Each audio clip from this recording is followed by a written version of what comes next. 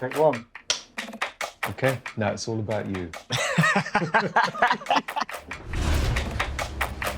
What was that like, being discovered? This city of London is expensive. And you're freelance. On theatre, my money depleted. I wasn't booking any jobs and I had no savings. It's the friend's couch for me for a while. What I need to do is go back up to Scotland and work in somewhere, Tesco or something, save a bit of money and then come back down if I want to act. And then these sex ed editions started coming through and not really caring, and then I got it. And it changed my life.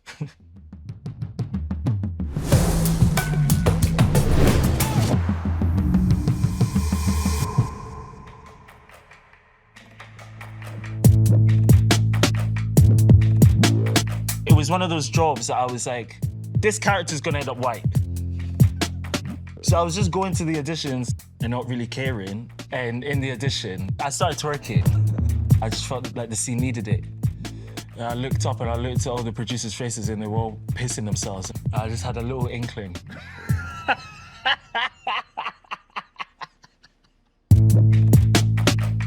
The first time you walk into a room that you've been denied access to, you're like, this is amazing. Oh, yes. When I got the call that I was gonna be on Blackish, I was kind of freaking out. All of a sudden, you start getting phone calls. Do you want to be here? Do you want to do this? One publisher came to me, and then it became a whole frenzy. On these catwalks all over the world, doing all these shoots for people I'd never heard of. I am like, wow, that's actually a real feat that radical anti-racist writing is available in most supermarkets that sell books. When Class of Man came out, it was huge for me because I was like, man, I made it in an industry that I'm not even supposed to be here. I was like, here I am in my dressing room. Oh my God, I've got a dressing room. Someone has bought me energy bars. What's going on? It was literally the first time in my life anyone had celebrated me for my appearance. It felt great to be seen. Isn't that what we're all looking for? It's a moment to be seen as a human being. I shot Stormzy and his tribe. Damson Idris was in it, Dina Asher-Smith was in it. I've presented 3 of the main shows on BBC. Sport Relief, Children in Need, Sports Personality of the Year that's never had a black presenter. We landed our own YouTube original series. It was amazing. We saw some incredible things. The floating football pitch in Thailand, hidden beautiful football pitches in Brazil. Yeah, it's the first deal. I got paid in cash. I'd never seen this amount of money in my life.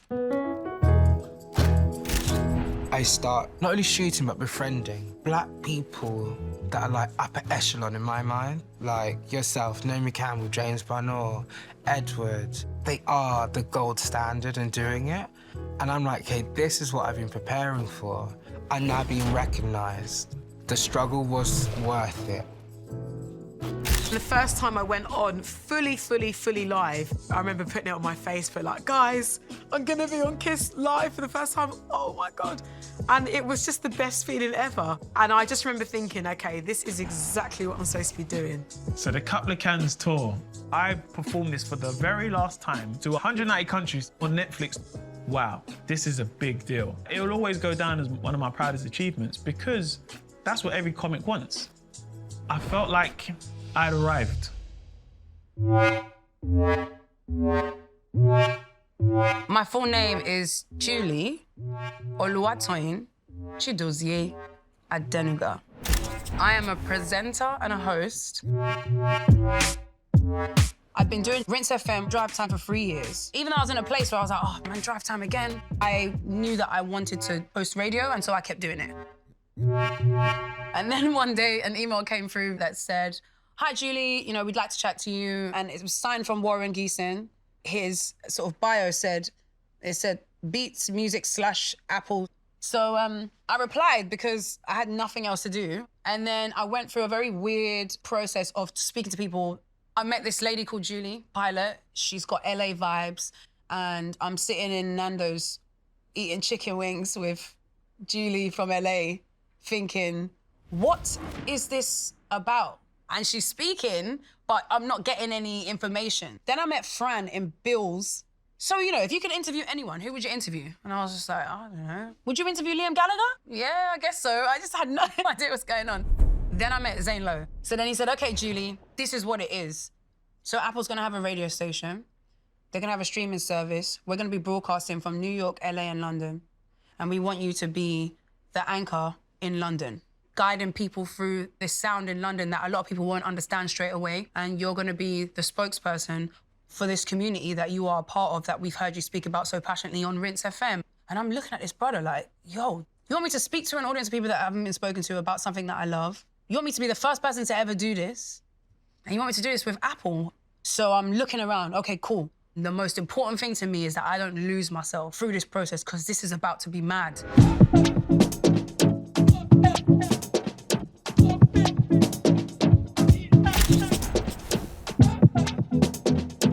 My image of fame seems to be very different from the people around me, because if I was Leonardo DiCaprio and I was in a film seen in 77 countries, I would say to myself, right, that is famous.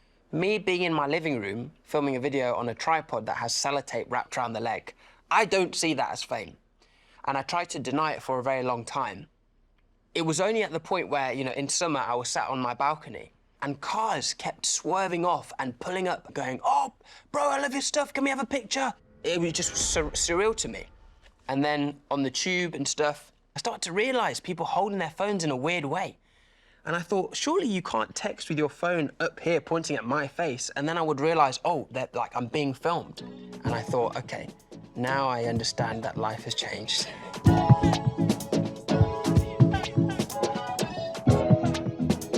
First time I was recognised was at a YouTube event, and someone said my name, and I was just like, yo, I'm big time. To actually get the feeling of, I'm a YouTuber now, that was sick. I got a message from someone the other day, and they was like to me, oh, their girlfriend is studying at UCL, and they're studying my work, but they're comparing it with Michelle Obama's speech. And for me, that was like, I couldn't even get into UCL. After countless nights in the life. How I always pictured and imagined fame. Big entourage, writing autographs. Well, this is fame in the new age. This is where people want selfies, they want pictures, they'll stop you in the street. They'll ask you to do this thing on their phone for their friend. Cues, and my mates have left. And I didn't know how to say no. How do I react to that? Because I'm not used to that. It's overwhelming. I didn't really know how to handle it, and neither did my friends around me. There's times where I felt very uncomfortable. There's times where I felt very vulnerable. And I started getting this kind of like social anxiety. My mental health suffered though, man, massively around that time. Yeah, I chose to stop being a pop star, yeah. I didn't like it. Everyone kept asking me to smile, even when I was sad. Didn't rate that. Man, it's such a weird journey. Feels like a big suit jacket. It's the right thing, you know what I mean? It's like, oh yeah, this feels like the right thing I should be wearing, but it doesn't quite fit you. Hearing people refer to what I'm doing being similar things as what Tiger Woods did to golf or what Lewis Hamilton is doing to Formula One, that drastic shift, I almost haven't caught up to the reality of what is happening. I haven't decided whether I enjoy my fame or not. It's not a natural thing to have millions of people know who you are, people liking you to the character. They've cried with you, they've laughed with you, they've babed with you, they've done everything with you for 8 hours. So they know you, but you don't know them. So when you go outside, it's scary. Oh my God, physical boundaries are gone. Sometimes you can get grabbed. I felt very claustrophobic for the first year. The more excited everybody was, the less excited I was. Because I realized that the way in which I'm now being perceived is the bad energy that I need to not be caught up in. And I built the walls of protection I needed around me to not fall into that world. Now everybody's looking at you, you kind of feel the pressure to do certain things and become a certain person. And for a while, I think I even became a certain person.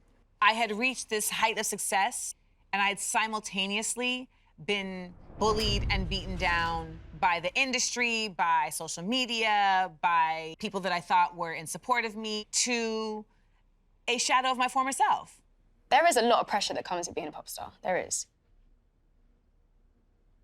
But, personally, the pros outweigh the cons, for sure.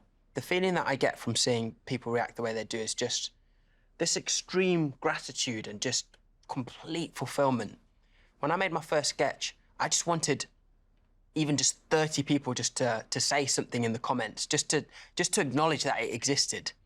And so now it's at the point where it is, I just feel so happy and so grateful, and I just cherish it so much because that is all I ever wanted. And I very much try not to then push the benchmarks further and go, okay, now I'm not going to be happy until I get this. I try to remember the version of myself where 30 comments would have been the best day in the world. When Class of Man came out, I had so much intention behind that record. I really cared about the kids I was teaching at the time in East Flatbush and Brooklyn. And I wanted those little boys to feel empowered. To this day, it's a salute that they do to me. It's not oh, that nigga famous, yo, there's so-and-so. Because I see how they act with other quote-unquote celebrities or stars. For me, it's always been like, you know, the hand on the chest, people with a fist, yo, thank you for doing what you do. Hold it.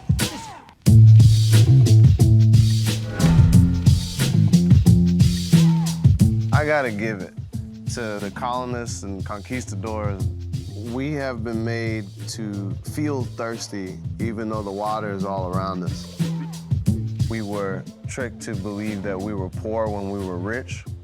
But now I'm in the business of creating propaganda and creating messages that actually flip and re-brainwash and repurpose ourselves to remember that no, we're not poor at all. We're rich in spirit, we're rich in culture, and we're rich in resources. I'm just blessed to live in a time where I believe that we can see it now, or we're beginning to. At least my generation is. I was going to use an example of Jay-Z, right? Now finally being inducted into the Rock and Roll Hall of Fame. Why did we have to wait that long? I think about someone that I really respect, Viola Davis. She received an award. I remember when she got on stage, she looked at everyone and said, you know, for us Black women in this space, we often have to work 10 times as harder just to be recognized on the same exact platforms. And I feel like what's happened this time is the matrix has been broken. My career has afforded me a very amazing life at 24 years old.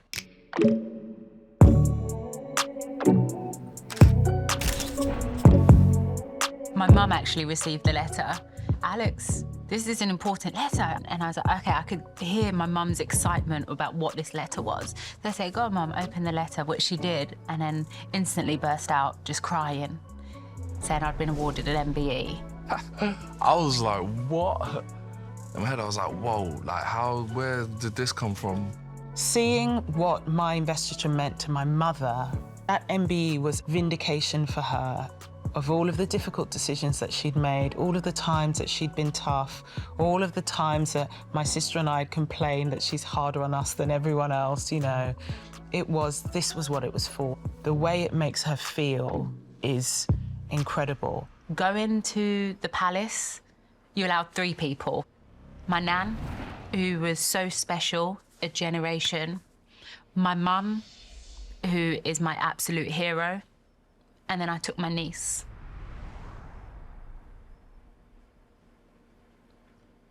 We've had custody of my niece since she was 2. And I wanted to take her to show her there's more. You need to see the world. I was just there dressed in a hat with some big puffer jacket. I'm just like, when I look back at that, I'm just like, what was I doing? Should have got like a fresh trim or something. The MBE was a very odd situation for me to be in, because I've studied a lot of world history.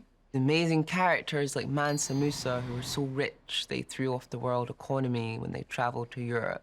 Learning about the Moors that taught about astronomy and astrology, and Europeans would come to Africa and they would go to places like Timbuktu because those were the places that had the universities with the most knowledge. And then understanding the evolution of man, the consequences of colonialism, the impact of racism, and then the impending extermination, subjugation, and enslavement of Africans. I had a discussion with my mum, and really I just accepted it for her and for her generations. But at the same time, I decided to donate it to the National Museum of Scotland. And on the plaque in the museum, it talks about my discontent that I didn't want to accept it. It would be better used to actually stimulate conversation and debate, particularly among non-Black people, in a way that couldn't have occurred if I just simply rejected it. I now can see generations and generations of children going to that museum and their school teacher discussing with him this topic. I turned down the MBE because of the wording. Member of the British Empire is not something that I can accept, given my people's history with the British Empire and my feelings that a traumatic history has not been unpacked and explained to the masses. And being offered an MBE presented me with an opportunity to have that conversation on a large scale. And those letters have to follow me for the rest of my life. That's branding. We have a branding issue there.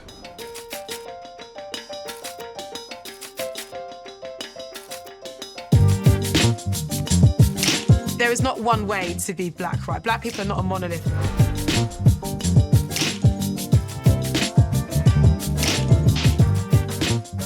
I think because I've been in the pop industry for so long, when people say things like, oh, you're selling out, doing it, like, I get offended by that. It's a lot harder for Black artists, especially in the pop space. We automatically kind of get placed within these like genres that maybe we don't even necessarily fit in. Just because I'm Black doesn't mean that I have to do R&B. I don't necessarily fit into what is projected in the mainstream at the moment for Black culture, so I just have to sort of stand by what I think is myself. I shared some of the process of putting my book together. And in that, you could see my publishers, and everyone was white at the publishers. I remember being told I'm a sellout and I'm just a puppet for the white people. And I read it and I was like, you do realize that this is my book, my recipes. The publishers are working for me.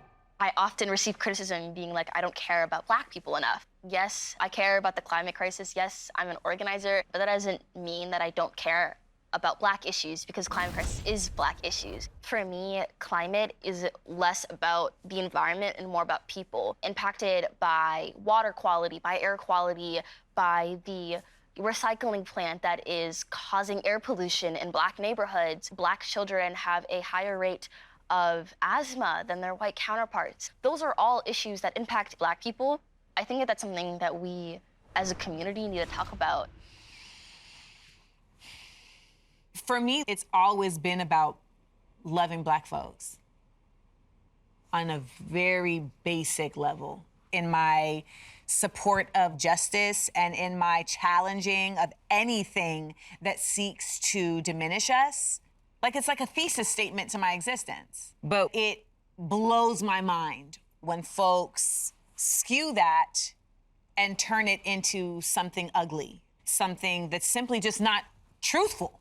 Like, in ways that I literally was like, how y'all came up with that?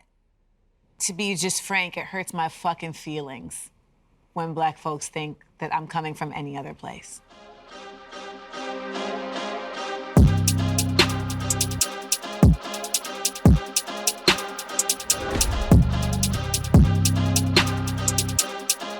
You know, they always say with great power comes great responsibility. I didn't fully understand nor comprehend it until that became my situation. You become like a spokesperson to people that identify with you. I can't be a spokesperson for all Black people. A lot of Black people would really take issue with me being a spokesperson for them. There's absolutely no way that I resent I think particularly my black readers deeply resonating with what I've written and looking to me as a person who speaks for them. The difference, I think, is whether or not I choose to step into the role as spokesperson. When I'm on the receiving end of requests that are like, what does the black community think? I'm like, we don't have a democratic vote on like policy that I then represent on the radio, you know? So I'm not going to go and represent in that way, you know, because I'm not elected, you know? It's ridiculous. You know, it's funny because that responsibility of feeling like you represent all black people is something that I've seen a lot of successful black people push up against because they're like, I don't know why we have to carry that when white people don't have to carry that. And ultimately, I always say, like, you just can't measure your black existence against anything that white people are doing. So, like, take that out of the equation. When you get into this space, you're a representation for black people. I'm making sure that I'm representing us in the right way. That when you watch, you sit there and you say, proud of that guy, man. I remember first getting this primetime show with Big Nasty, and I was like, whoa, this is a big deal. The black community, they just want to see you be yourself. Do you know what I mean? Say it how it is. Talk how you talk. I'm always representing my community in a positive light for the people that don't get the chance. Do you know what I mean? I feel that responsibility. I always have family and expectation. I remember doing like the O2 and seeing this like black girl watching me, and I'm like, it hurts me so much if I'm on a bill with all white dudes, which happens a lot, and I don't feel like I've done my best because I'm like, I can't be crap and have people see that and think that's what black women are, that's what black people are. Like, I know it's impossible to be that, but I hope that whatever shine that I can like garner for myself, people can look at that and be like, we can be that and more. Different black people, different black populations enjoy different levels of freedom of speech. And I happen to be in a black population where we have platinum status freedom of speech. We can largely say what we want in this country. And a lot of my contemporaries in the motherland, in Uganda, cannot say what they want. They will feel the full force of the state if they speak their mind. So I see myself as their delegate. I see myself as an ambassador of sorts.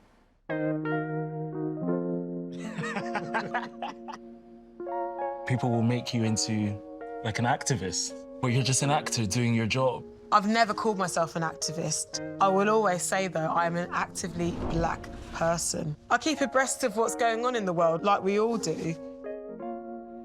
When it comes to my part with that black success responsibility, I sometimes feel like, where am I needed? What can I do? I had a conversation with an organizer, Erica Ford, who has just been doing incredible work in New York for what feels like forever. And she said to me, you know, what people don't understand is that, yes, there are many roles in change. And sometimes the role is simply you are the announcer. And to say what's what, and to point people in the right direction. She was like, you are the announcer, and we need you. And I was like, oh my God. Phew. Thank you.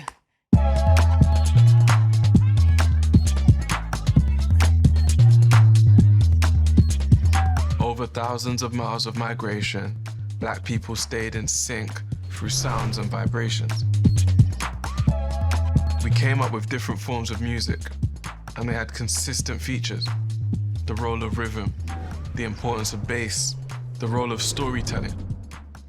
What a Time to Be Alone was partially written in Igbo and partially written in English. The Igbo that I included were ancient proverbs that have been handed down through generations, because the history of how we've been able to maintain our culture and teach our children's children how to be and how to show up in the world has been through using proverbs that refer to everyday life. I used to visualize like random celebrities reading the Igbo proverbs me and my mum wrote and thinking that is hilarious. And then it happened the other day where Victoria Beckham, she posted What a Time to Be Alone on her stories saying that she's been reading it in her book club. And I'm like, what? A Spice Girl is reading Igbo? A black mother's womb is a blank canvas that births art into this world. Baby masterpieces given names that declare their potential, not to label what type of painting they will become. From a young age, we are told which colours we should use. Like, let's distinguish between the whites and the blacks, the brown eyes and the blues. Perhaps the word culture is too small to articulate our contribution. We turn the problems you gave us into solutions. I think there's been some confusion. We don't need your institutions to uphold us. Let me remind you, we are the culture.